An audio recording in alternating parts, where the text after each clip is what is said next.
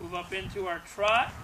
We're going to start clucking much quicker than the walk cue until the colt is trotting. We're also going to flutter our whip and keep it fairly low.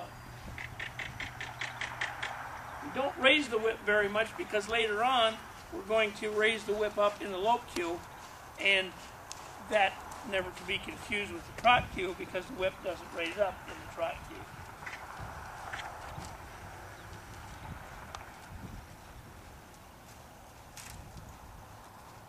Anytime we want to influence that trot, pick up a little more forward motion, we'll ask for a trot within the trot. Just like that.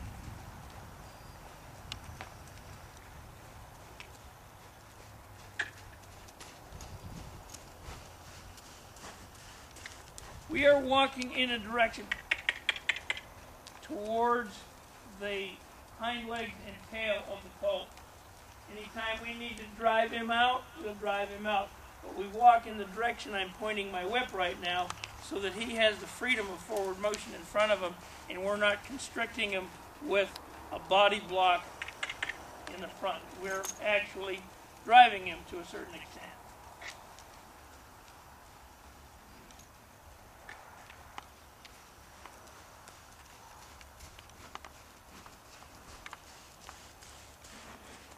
Walk. The verbal command for the transition from the trot down to the walk is exactly that, a verbal command. All of these commands will parallel themselves as we get into developing a 2-year-old Western pleasure horse. So we're laying the foundation with our yearling to become a lifelong show horse. The cues are all going to be the same.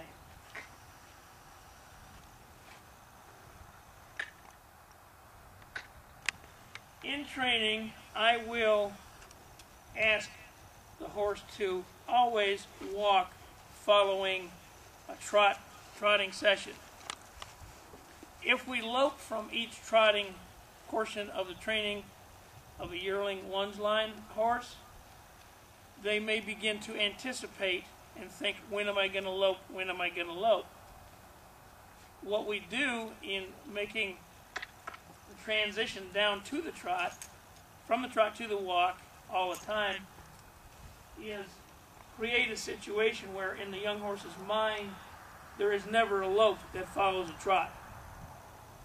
That way we'll never get a quick trot, theoretically, and we'll never get an attempt to make the transition from the trot to the lope. When we show them in a lunge line class, we will make the transition from a trot to a lope, but their training has put a I'm going to trot forever mode into their mind, just like we're putting a I'm going to walk forever mode, and as we get into the lope, an I'm going to lope forever mode. All of that theory and thought train applies to starting a 2-year-old and developing a Western pleasure horse. And basically that's what we're doing. We're building a foundation for a performance horse.